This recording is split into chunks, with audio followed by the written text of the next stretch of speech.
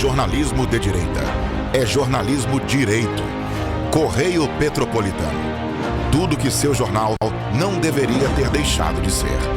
Todos os dias, em uma banca perto de você.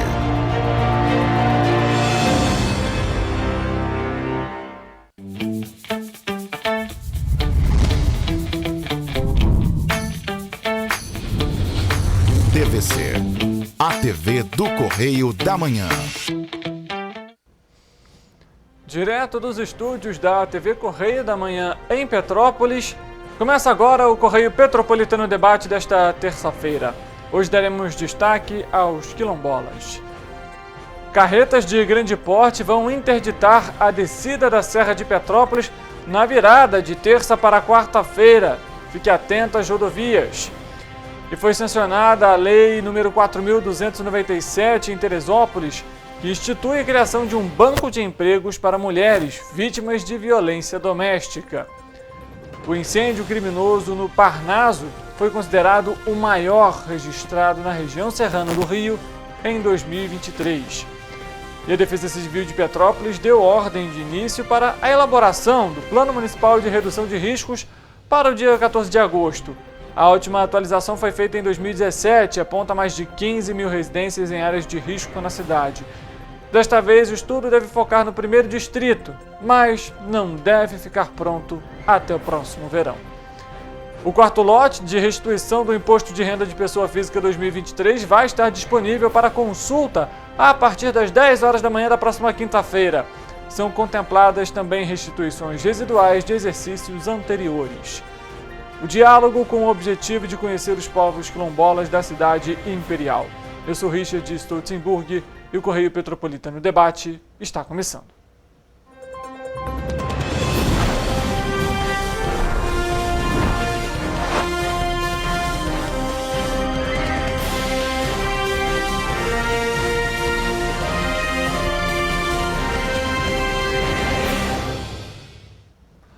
Olá, uma ótima tarde para você que nos acompanha. Seja bem-vindo a mais uma edição do Correio Petropolitano Debate. Estamos ao vivo pela TV Correio da Manhã, em Paraíba do Sul, Partida Ferres, Três Rios, Teresópolis, Nova Friburgo e também aqui na nossa Petrópolis e também em nossas redes digitais, no YouTube, no Facebook, em TVC Correio da Manhã.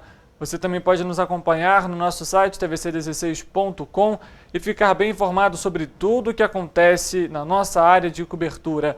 A gente vai começar a edição de hoje com o nosso noticiário e falando sobre Partida Ferres, porque a Prefeitura da cidade, por meio da Secretaria de Educação, promoveu o curso de capacitação em noções básicas de primeiros socorros para profissionais da educação nos dias 11 e 18 de agosto e que foi ministrado pelo bombeiro Rodolfo Guimarães. O curso está previsto na Lei Lucas, número 3.722, de 2008. O curso abordou temas como a obstrução de vias aéreas por corpo estranho, crise convulsiva e parada cardiorrespiratória, e todos os conceitos e procedimentos foram embasados nas últimas atualizações do American Heart Association, uma instituição de referências nas Américas. Foram apresentadas habilidades necessárias para agir de forma eficaz em situações de urgência e emergência nas escolas. Sempre muito importante a gente saber, pelo menos ali, como manusear em situações de emergência, até porque algumas medidas podem realmente salvar a vida daquela pessoa, né? Vamos falar sobre a oportunidade, porque o Balcão de Empregos de Petrópolis na internet disponibiliza mais 64 oportunidades de trabalho em empresas aqui do município. Para participar dos processos de seleção, os candidatos devem fazer o cadastramento dos currículos no site da Prefeitura, em www.petropolis.rj.gov.br. Até a próxima sexta-feira, dia 25. O Balcão de Empregos é um serviço da Secretaria de Assistência Social por meio do Departamento de Trabalho e Renda, o DETRA. Todos os candidatos concorrem aos processos seletivos desde que atendam aos requisitos exigidos pelos empregadores.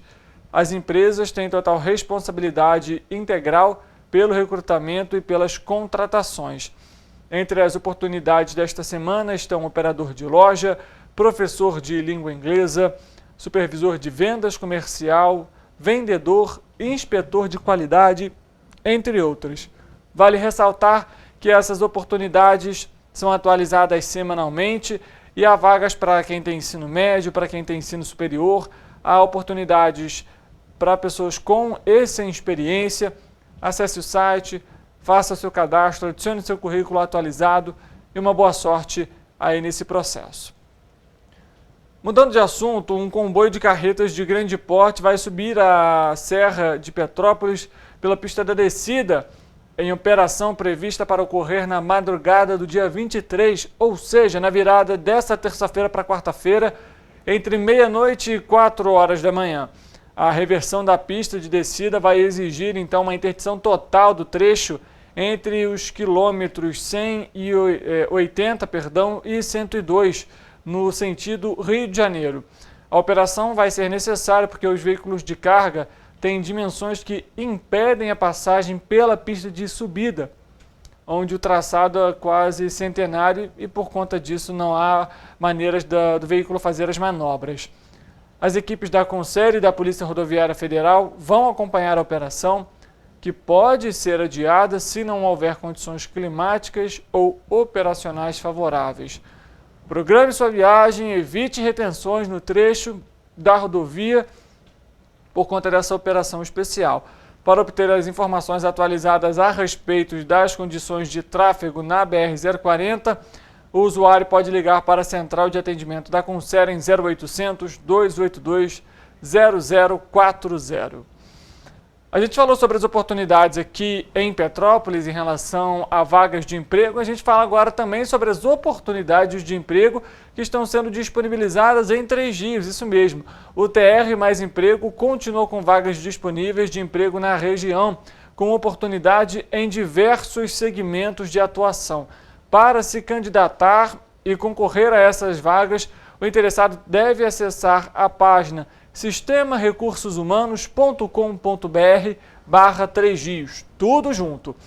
Quem não puder acessar o site para fazer então o cadastro do seu currículo, pode se dirigir até a sede da Prefeitura de 3 Dias, nos seguintes horários, fique atento, de meio-dia até as 5 horas da tarde, de segunda a sexta-feira, e procurar a sala do 3 Dias Mais Emprego. Outra opção é entrar em contato pelo e-mail emprego@3dias.rj.gov.br ou acessar o site da Prefeitura de 3 Dias, 3dias.rj.gov.br. A contratação para as vagas anunciadas é de responsabilidade do RH das empresas contratantes, ou seja, bem similar ao balcão de empregos aqui de Petrópolis, onde você faz o seu cadastro, adiciona seu currículo e você já vai concorrer a essas oportunidades. Vamos falar sobre um outro tema aqui de Petrópolis, mais uma vez, só que é uma notícia um tanto quanto preocupante. O plano de redução de riscos aqui de Petrópolis não ficará pronto para o verão. A nossa repórter, a Leandra Lima, ela vai trazer essas informações para a gente e, como a gente comentou, é algo muito preocupante justamente pelo que a gente passou no ano passado. Leandra, uma boa tarde para você e seja bem-vinda. Boa tarde, espectadores. É isso mesmo, o Plano Municipal de Redução de Riscos não ficará pronto até o próximo verão. A Defesa Civil de Petrópolis deu ordem de início para a elaboração do plano dia 14 de agosto. A última atualização mostrou que 15 mil residências estavam em áreas de risco.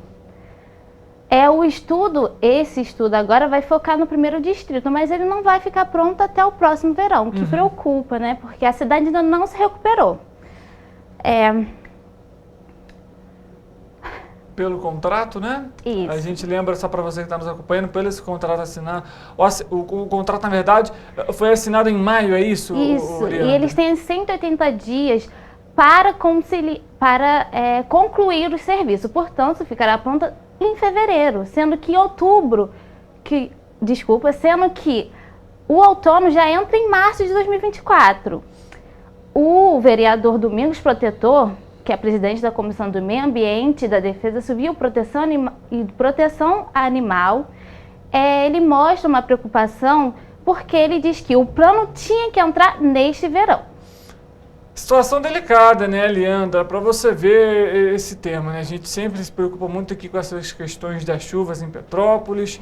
E quando você tem ali um plano de redução de risco, é justamente para evitar que aconteça alguma coisa, né? E quando ele não fica pronto para o verão, acaba que é um trabalho feito e que vai ficar somente para o próximo ano e a gente fica à mercê aí de como que vai ser a chuva nesse próximo verão que tem chegando. Grande risco para a população, mais uma vez. Com certeza, Leandra. Obrigado pelas suas informações. Obrigada. Só lembrando para você que o outono ele já começa agora, termina, né? Vamos lá, recapitulando. Começa o inverno, vem primavera já em setembro e logo depois já chega o verão, ou seja, esse plano deve ser finalizado até fevereiro. Fevereiro a gente já está quase ali basicamente terminando o verão, né? Não é à toa a música, né, que fala aí que as chuvas de março vêm fechando o verão, calor e frio. Enfim, a gente complementa isso aqui com outro dia, porque cultura a gente vai deixar para uma próxima oportunidade, que ainda tem muita coisa para falar aqui no Correio Petropolitano Debate. E, inclusive, ainda abordando as questões aqui relacionadas à vegetação, à chuva, às condições climáticas, porque um incêndio de grande proporção que afetou as áreas da APA Petrópolis e do Parque Nacional da Serra dos Órgãos, também conhecido como Parnaso, na última sexta-feira, segundo o ICMBio, o Instituto Chico Mendes de Conservação da Biodiversidade, o incêndio foi criminoso e afetou cerca de 150 hectares. Assim, ele foi considerado o maior registrado neste ano na região serrana do estado do Rio de Janeiro. Felizmente, nenhuma pessoa ficou ferida. As equipes do ICMBio, dos bombeiros e do Instituto São Francisco de Assis, o IBAMA e o INEA ajudaram no combate às chamas. Segundo a bombeira civil Ana Botafogo, foram 3 dias de ação e o fogo só apagou por completo devido às chuvas de domingo à tarde. A dificuldade de acesso ao local foi um dos principais problemas relatados pela agente, que é especializada em incêndio florestal. Somente este ano, o ICMBio contabilizou ao menos 10 incêndios na região serrana do estado do Rio de Janeiro, todos criminosos.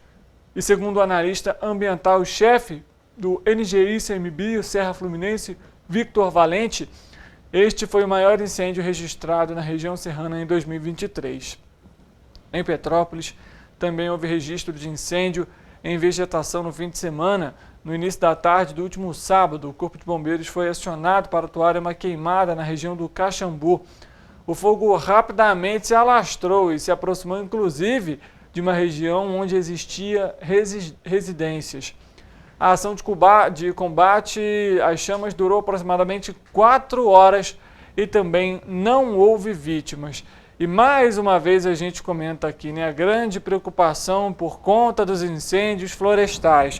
Nós trouxemos na semana passada uma entrevista que realizamos aqui rápida com o Major Fábio Contreiras, porta-voz do Corpo de Bombeiros do Estado do Rio de Janeiro, e que fala justamente sobre essa preocupação e as consequências que os incêndios florestais podem causar. Primeiro, a degradação do solo é um ponto aí importantíssimo. Aquele solo ele fica fragilizado. Segundo, você tem um impacto ambiental muito grande, principalmente para a fauna e para a flora daquela região. Terceiro, você pode colocar a vida de seres humanos em risco a partir do momento que esse incêndio se alastra, toma proporções maiores, e isso pode atingir as residências, como foi esse, por exemplo, que a gente comentou agora, que quase atingiu residências na localidade do Caxambu. E, em quarto lugar, você tem, com a consequência da degradação do solo, aquele espaço em que teve aquela região de incêndio florestal se torna um local de possível escorregamento em casos de chuva. O verão chega daqui a pouco, né, após a primavera, e quando a gente traz esse impacto, né, de incêndios florestais em Petrópolis, isso preocupa ainda mais, justamente pelo histórico que Petrópolis tem e também por conta do que a gente já acompanhou ano passado. A gente não quer que esse cenário se repita, mas para isso é preciso também ter muita cautela e muito cuidado. As denúncias podem ser realizadas ao Linha Verde, pelo Disque 100, e também podem ser feitas aí para os órgãos ambientais. Vale ressaltar, para você que está nos acompanhando, evitar esse tipo de situação de incêndio florestal, evite jogar bitucas de cigarro próximo à vegetação, evite fazer a queima do lixo, né, limpeza de terrenos, porque isso pode se tornar ali um incêndio e tomar maiores proporções. E claro, nunca tente combater as chamas. Acione o Corpo de Bombeiros pelo 193, a Defesa Civil pelo 199, que são agentes capacitados para esse tipo de situação. O quarto lote de restituição do Imposto de Renda Pessoa Física 2023 vai estar disponível para consulta a partir das 10 horas da manhã da próxima quinta-feira. Vão ser contempladas também as restituições residuais de exercícios anteriores. O crédito bancário para mais de 6 milhões e 118 mil contribuintes vai ser realizado no dia 31 de agosto, ou seja, no fim deste mês, num valor total aí de 7 bilhões e meio de reais, sendo 914 milhões que se referem ao quantitativo de contribuintes com prioridade legal. A consulta pode ser feita na página da Receita Federal na internet. Basta o contribuinte clicar em Meu Imposto de Renda e em seguida no botão Consultar a Restituição. É bem simples. Também é possível fazer a consulta no aplicativo da Receita Federal para tablets e smartphone. Pode ser instalado de forma gratuita, tá? O pagamento, como a gente comentou, vai ser feito no dia 31 de agosto, na conta ou na chave Pix do tipo cadastro de pessoas físicas, ou seja, o CPF, informada na declaração do imposto de renda.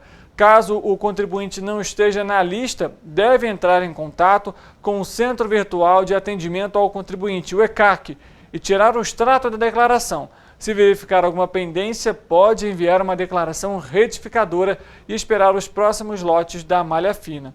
Se por algum motivo a restituição não for depositada na conta informada na declaração, como no caso de conta desativada, os valores vão ficar disponíveis para resgate por até 1 ano no Banco do Brasil. Vamos falar sobre Teresópolis, informação importante também para você que está nos acompanhando aí na cidade. Foi sancionada no município a Lei 4.297, que institui a criação de um banco de empregos para mulheres vítimas de violência doméstica. O projeto de lei em questão é da autoria da vereadora Márcia Valentim, do PMD. A parlamentar aponta que é preciso definir onde essas mulheres que sofreram agressão doméstica podem buscar ajuda para a sua inclusão no mercado de trabalho. E também diz que está debatendo o assunto junto ao Poder Executivo para implementar a lei da melhor forma possível em Teresópolis. Na última sexta-feira foi feita uma reunião para discutir o projeto. Nela participaram o secretário de Trabalho, Emprego e Economia Solidária, Lucas Guimarães, a secretária dos Direitos da Mulher, Margarete Rose, e também a vereadora Márcia Valentim e a equipe do Cine Teresópolis. No encontro foram discutidos os objetivos da lei e uma forma de priorizar o acesso nas ações de orientação, recolocação e qualificação profissional, respeitando o perfil vocacional e o interesse de cada mulher. Vamos saber como que fica o tempo e a temperatura para essa quarta-feira?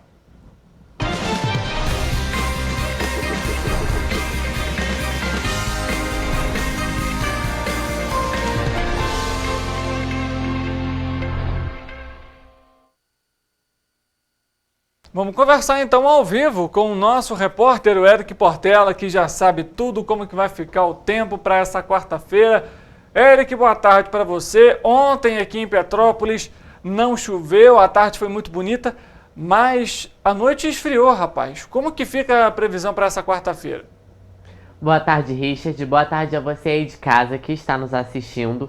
E antes que eu comece a dar a previsão do tempo para quarta-feira, dia 23, eu vou falar um pouquinho da previsão de hoje aqui em Petrópolis, tá? Olha, como eu havia dito ontem, não há possibilidade de chuva para a tarde e noite de hoje. Os termômetros devem ficar em torno de mínima de 13 e máxima de 27 graus. Agora sim, falando sobre a previsão de amanhã, em Nova Friburgo, o dia vai ser de sol com poucas nuvens e a temperatura deve variar entre mínima de 11 e máxima de 24 graus. Não deve esquentar muito não, tá? Em Teresópolis, o dia será nublado, mas a temperatura não deve ficar tão baixa, podendo variar entre mínima de 13 e máxima de 28 graus. Já em Petrópolis, não há probabilidade de chuva para quarta-feira e a temperatura deve se manter estável. Aqui em Paraíba do Sul, é possível que a temperatura sofra uma ligeira elevação e os termômetros podem chegar até 31 graus. Em Partido do Alferes, a previsão é de céu com poucas nuvens e não há probabilidade de chuva. E em Três Rios, o dia será de ventos fracos, sol entre nuvens e não há probabilidade de chuva para o município. A temperatura deve variar entre mínima de 14 e máxima de 30 graus. De ontem para hoje, a temperatura vem subindo nos municípios citados aqui na previsão e, consequentemente, a sensação térmica também. O que a gente só não pode, na verdade, esquecer que a região serrana, de modo geral, ela muda muito de clima, muda muito a temperatura, né, rapidamente. Então, para quem gosta de calor, assim como eu, é importante que você aproveite agora para aproveitar esse clima mais quente, porque senão depois pode esfriar a qualquer momento. Tá certo, Eric. Eu estava até acompanhando a previsão aqui junto com você. 31 graus em Paraíba do Sul. Rapaz, acho que vou fazer uma visita ao município, viu? Eu, particularmente, sou daqueles que preferem os dias mais quentes, torcendo, inclusive, para a primavera chegar, mas falta pouquinho. Mês que vem ela já está aqui com a gente. Obrigado pelas suas informações, Eric, e um bom dia para você. Então já sabe, né? Não tem previsão de chuva aqui para Petrópolis, temperatura deve ficar aí estável, assim como foi na última segunda-feira, mas à noite é sempre importante. Leva um casaquinho se você for passear, se você sai mais tarde do trabalho, porque o vento ainda está um pouco gelado, viu?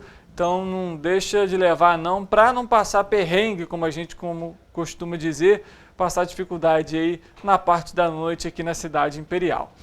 O Correio Petropolitano Debate vai fazer um intervalo rápido. Na volta a gente vai começar a nossa entrevista. Um tema um tanto quanto importante, vamos falar sobre as comunidades quilombolas aqui em Petrópolis. Foi divulgado pelo IBGE no mês passado a quantidade de pessoas, né, de comunidades quilombolas aqui no nosso país e que corresponde aí a 0,65% de toda a população do Brasil. E vamos entender como que essas comunidades estão hoje em dia. O intervalo do Correio Petropolitano Debate é rápido e a gente volta já.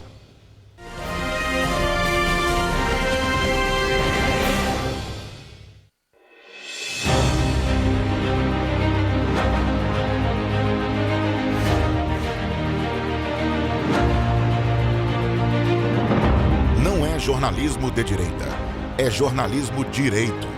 Correio Petropolitano. Tudo que seu jornal não deveria ter deixado de ser. Todos os dias, em uma banca perto de você.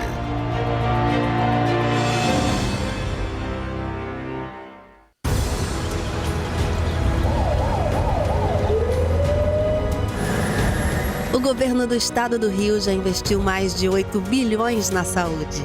E se eu dissesse que esse é o maior investimento na saúde já feito em toda a história do Rio? Eu diria que melhorou, mas eu quero mais. Depois de 3 anos parados, os mamógrafos móveis estão de volta. Pra gente cuidar melhor das mães e dos bebês. O governo do estado também está investindo na saúde especializada. Porque se o problema é complicado, mais atenção ele precisa. Melhorou, mas para a saúde a gente sempre quer mais. O importante é que a saúde esteja mais perto das pessoas. Por isso, todas as regiões do Rio recebem a mesma atenção. Melhorou, mas eu ainda quero mais. O governo do Rio de Janeiro também quer. Então pode ter certeza, o trabalho e os investimentos vão continuar. Governo do Estado do Rio de Janeiro. Rio de Janeiro, atração o ano inteiro. Tem descanso, tem folia, noite e dia.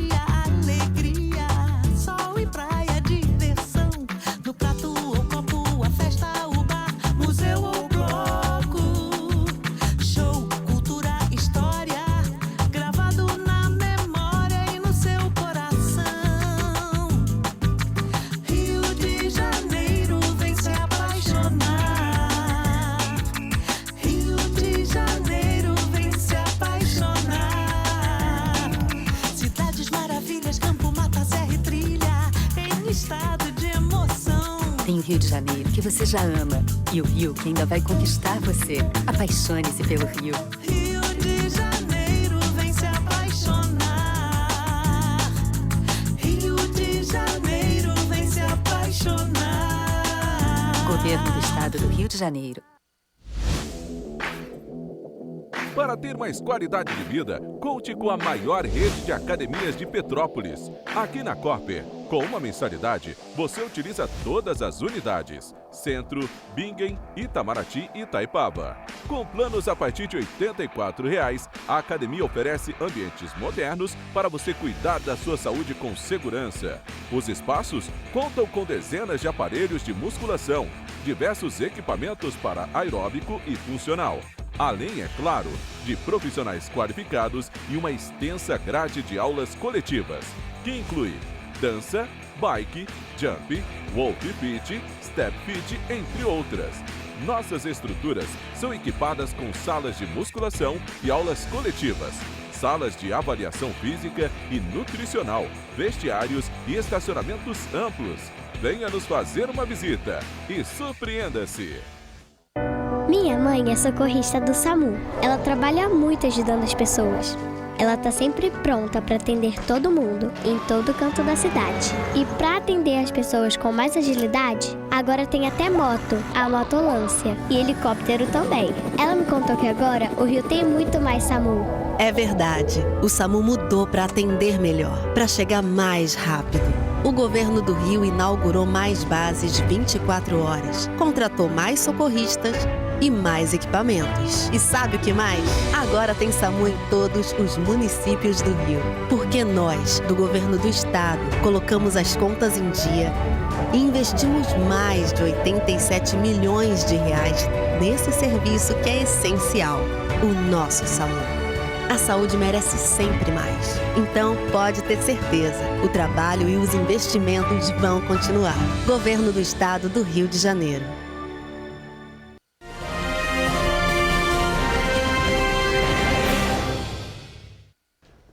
Correio Petropolitano Debate de volta. A gente vai dar início agora, então, à nossa entrevista.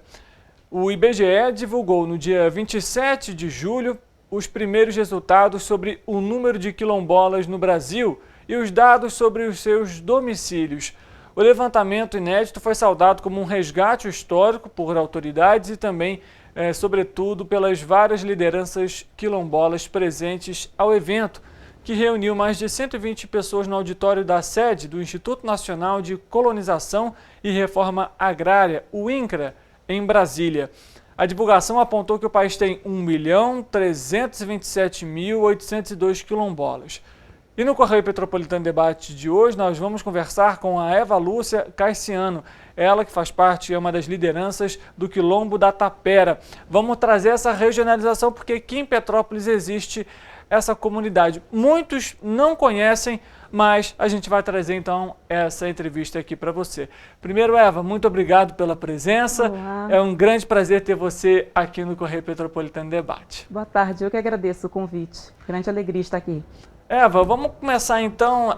A gente acompanhou aí os dados do IBGE.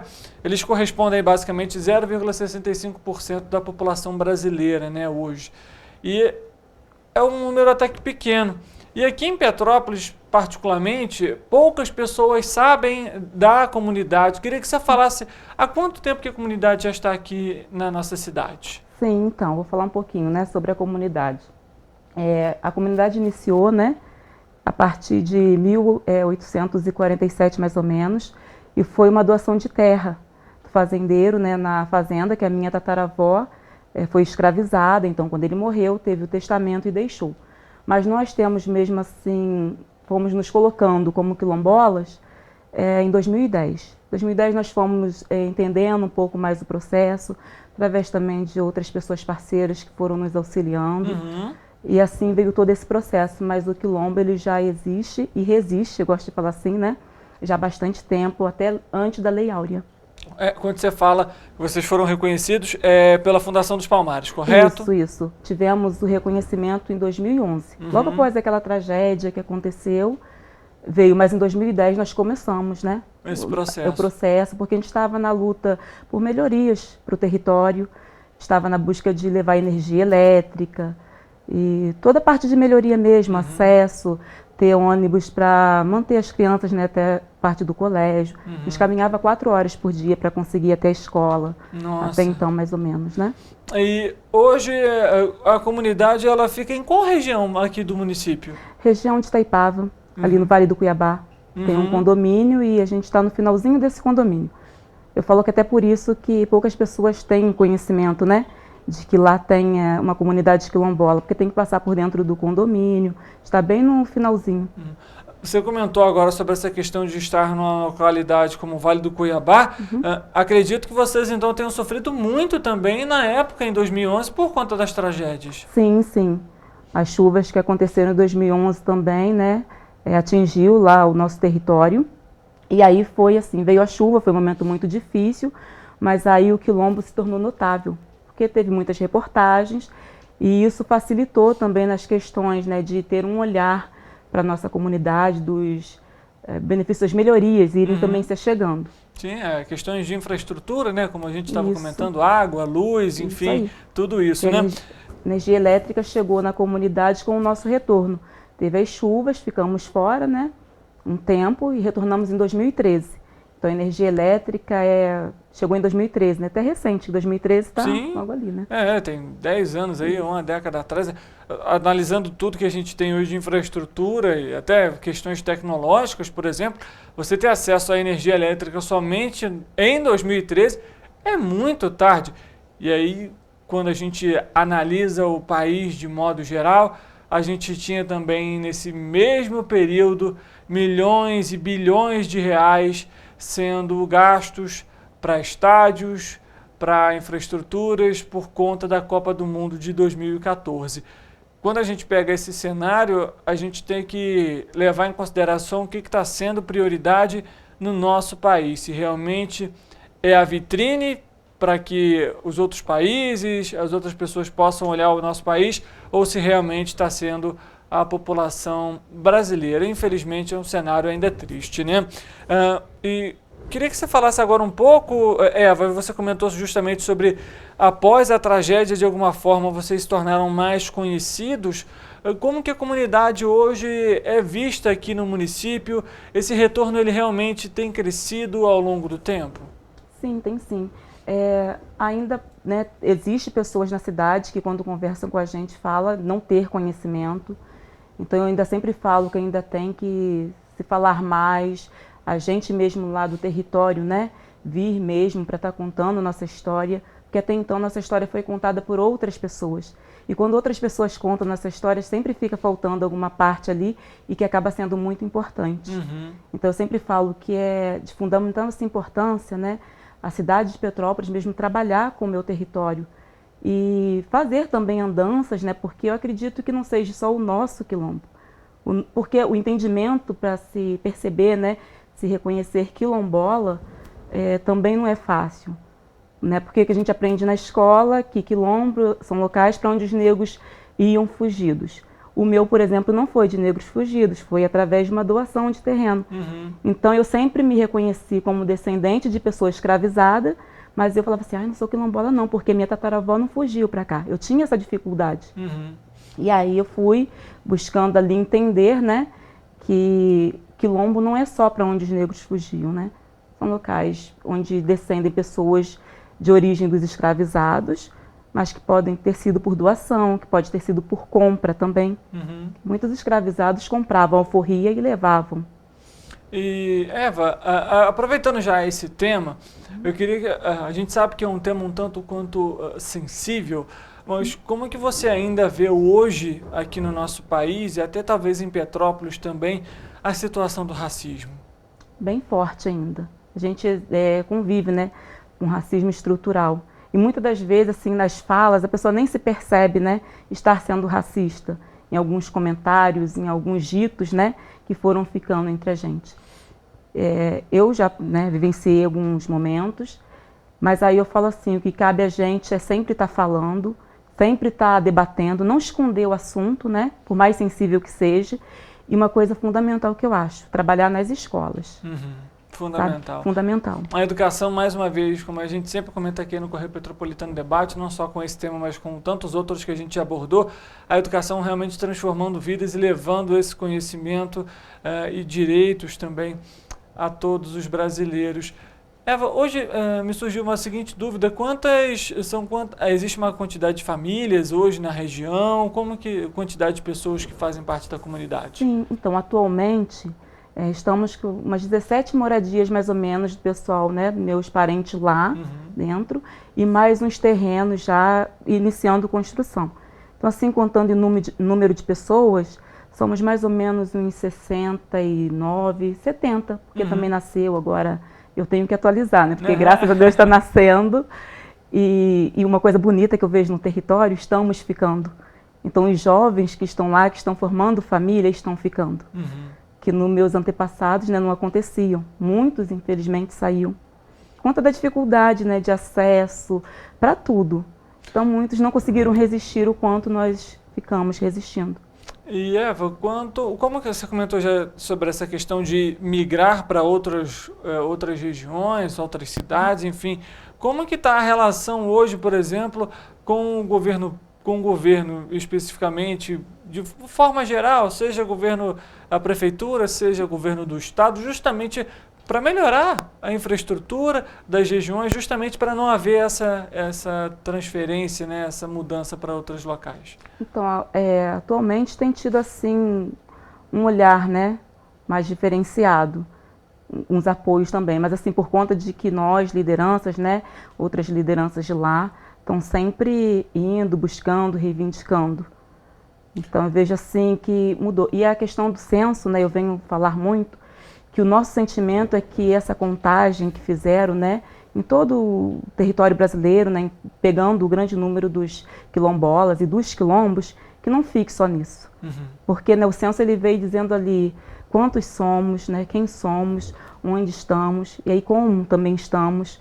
Então a gente deseja, né, que esses dados façam com que as políticas públicas cheguem mesmo de fato no nosso território.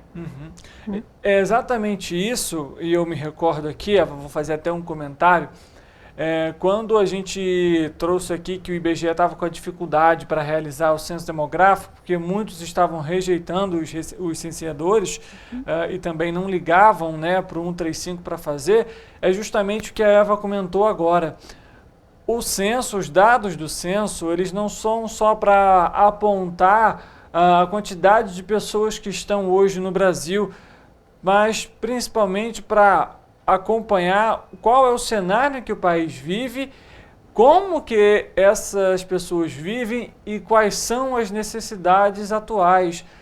A política pública vai ser baseada justamente nos dados que vão ser, que na verdade já foram, né, agora apresentados pelo IBGE. Então, quando você, por exemplo, que está em casa, não responde ou você não recebe ali o agente do IBGE para fazer essa pesquisa, você realmente está dificultando o seu acesso à política pública.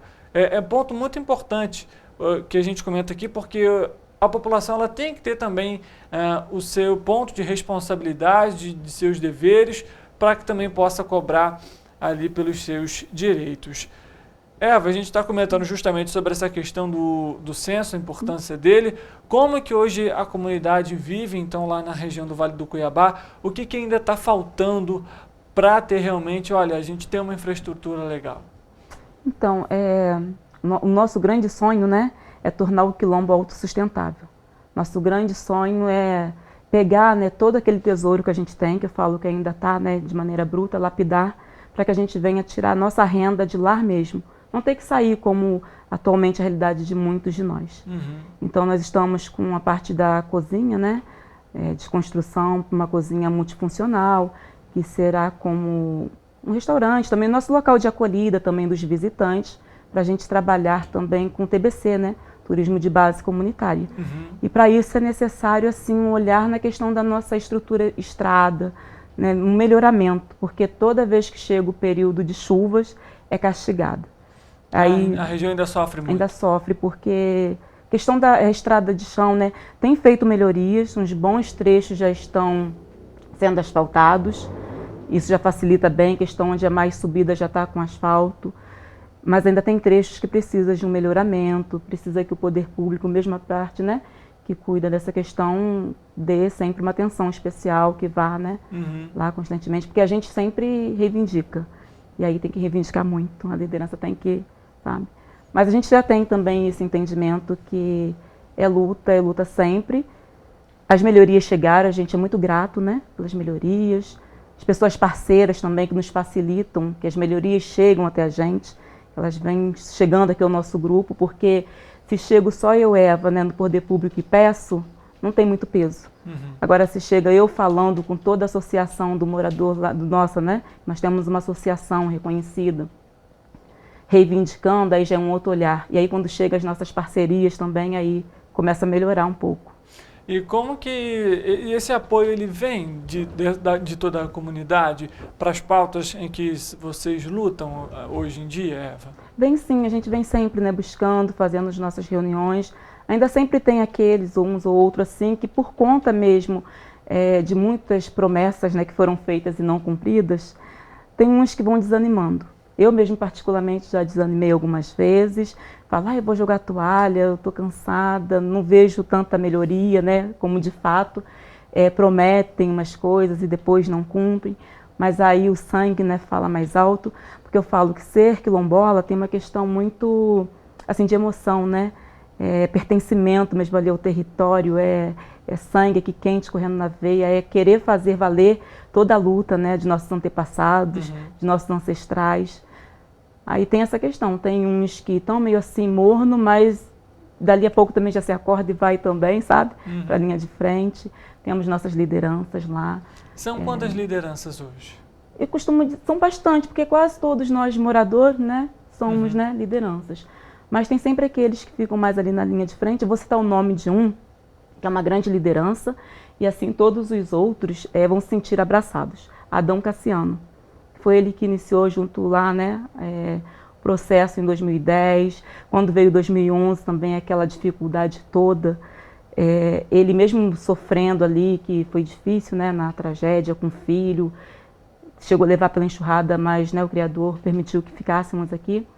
E ele manteve, né, um equilíbrio emocional muito forte para nos assessorar, para ir buscar o nosso direito e reivindicando. Então, eu mesmo, Eva, né, como liderança, vejo assim, um reflexo muito forte dele.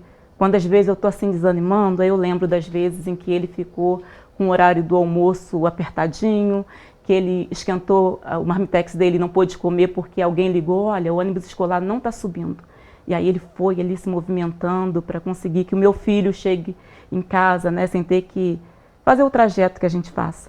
Então eu abraçando o Adão Cassiano, eu estou abraçando todos os outros, todas as outras lideranças. Eva, me recordo até de ter acompanhado que em 2018, se eu não me engano, a comunidade estava querendo fazer reformas, inaugurar a sede. Como que está esse andamento? Foi inaugurada? Conseguiram fazer a reforma também, acho que da capela, se eu não me engano? Como que está essa atualização? Então a capela, né, já está caminhando para fazer a reforma. Outras lideranças lá se movimentaram, fizemos rifas, assim, o pessoal da região abraçou bastante, abraçam, né, bastante. Agora está para iniciar essa parte da reforma. E aonde é a sede, é onde tem a cozinha, que é uma cozinha multifuncional. Ela está em construção, está em fase, né, final, são através de TACs, né, e a gente tem uma parceria com o Ministério Público, através da pessoa do Dr. Charles e doutora Vanessa, que nos auxiliam nessa questão, e está lá, está ficando lindo de viver, viu? Em breve estaremos recebendo lá, porque é onde vai ser acolhida ali a chegança, também o nosso ponto de reuniões, dos nossos festejos também.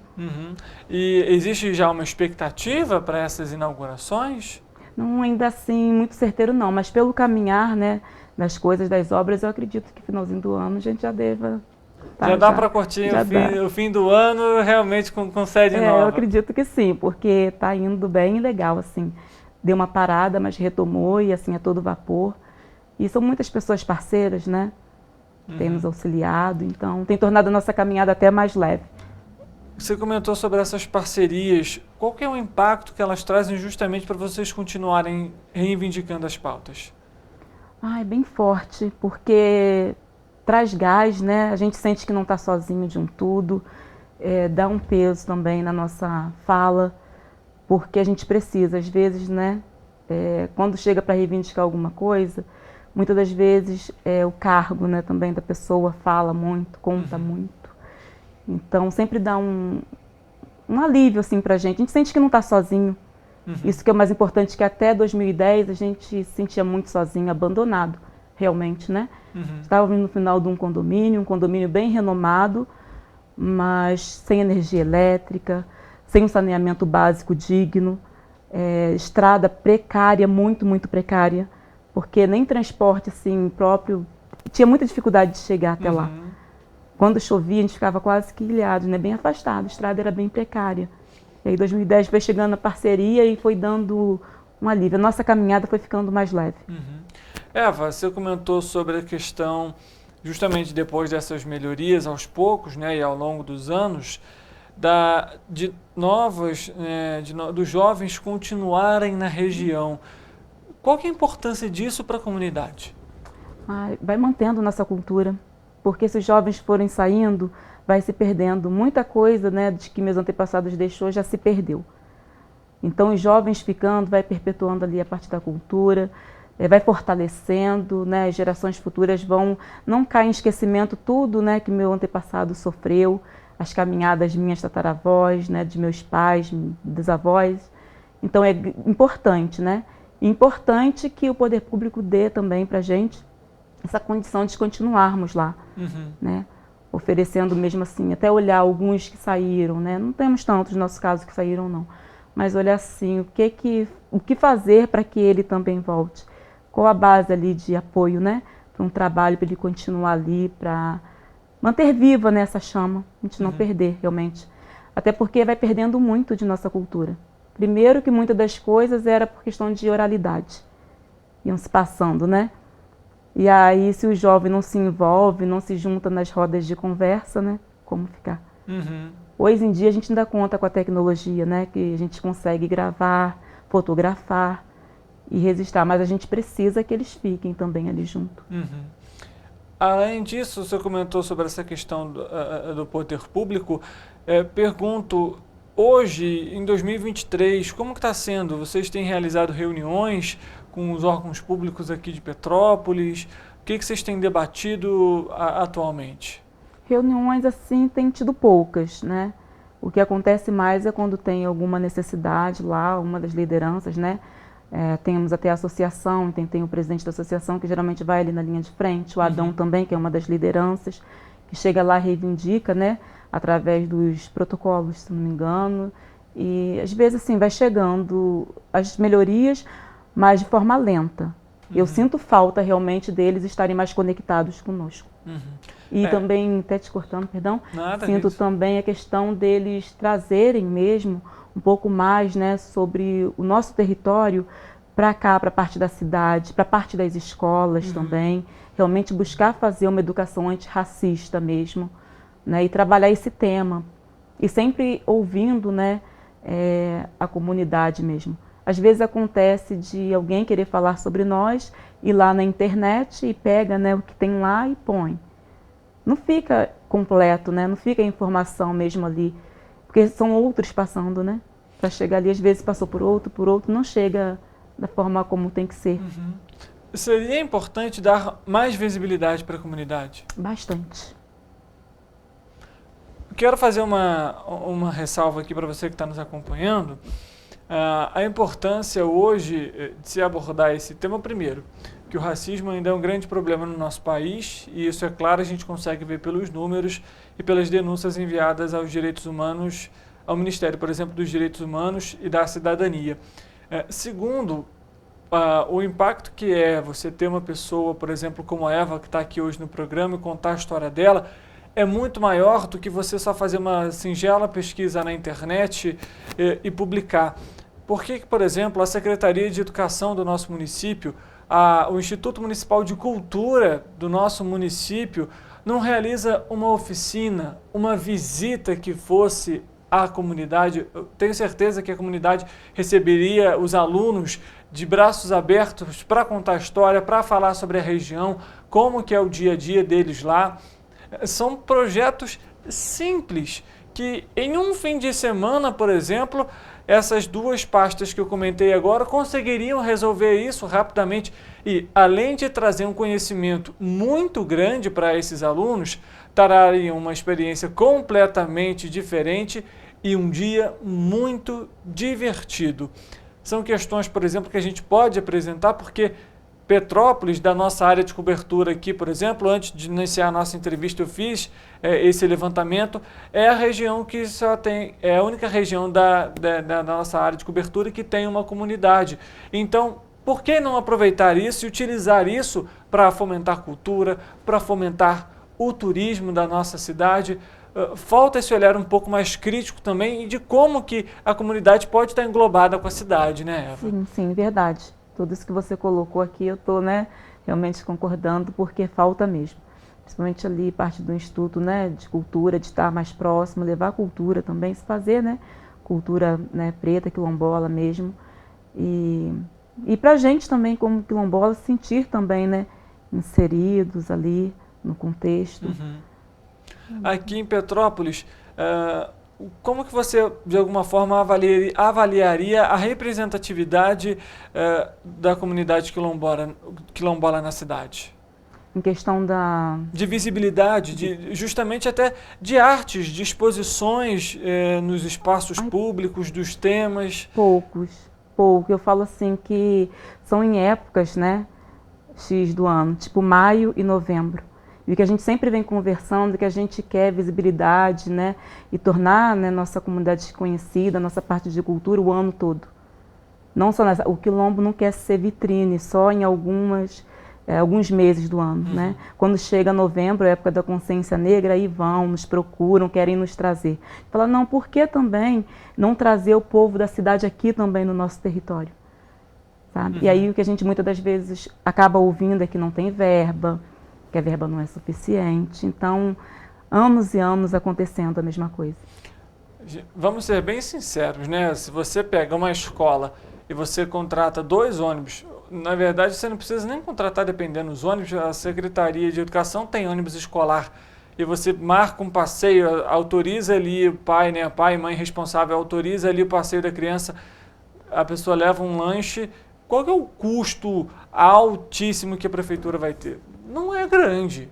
Para ir no Vale do Cuiabá e voltar, é longe? Realmente é longe. Mas a Eva está aqui, ó. Veio para cá para conversar com a gente, para falar um pouco sobre a história dela, para falar sobre um pouco da comunidade. Por que a prefeitura também não pode fazer o mesmo? Fica outro questionamento aqui também. Eva, a gente está aqui chegando basicamente ao fim da nossa entrevista. Antes de mais nada, eu queria muito agradecer a sua presença aqui e falar que o espaço está sempre aberto para vocês participarem, assim como você, como outras pessoas e outras lideranças da comunidade. Mas algum outro ponto importante que talvez a gente não tenha comentado que você gostaria de ressaltar?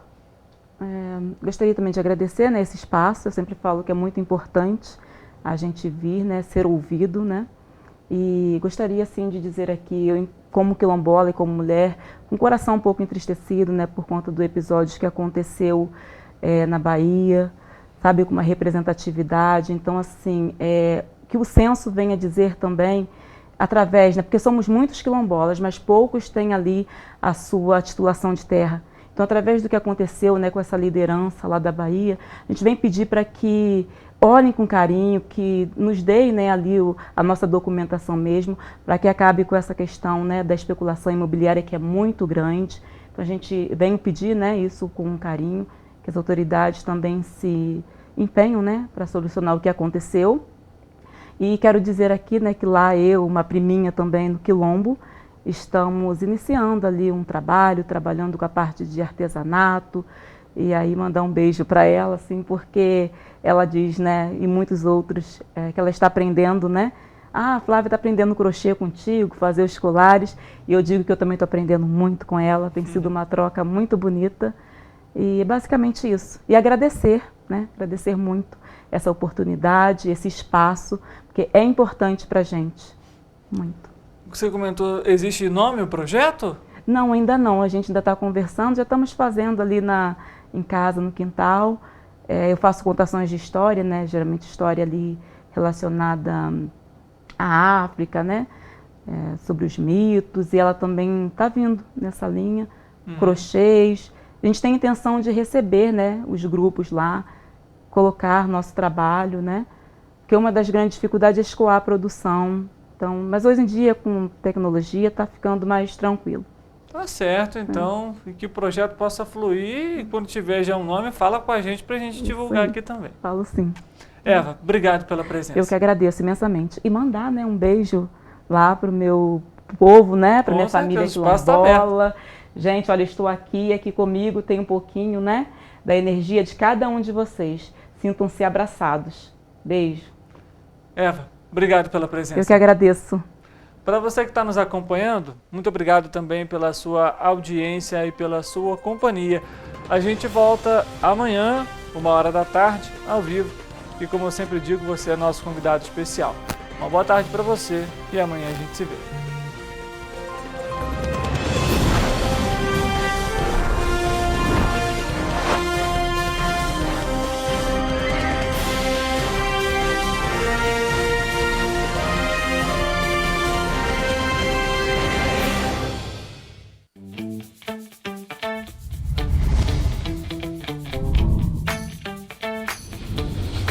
TVC, a TV do Correio da Manhã.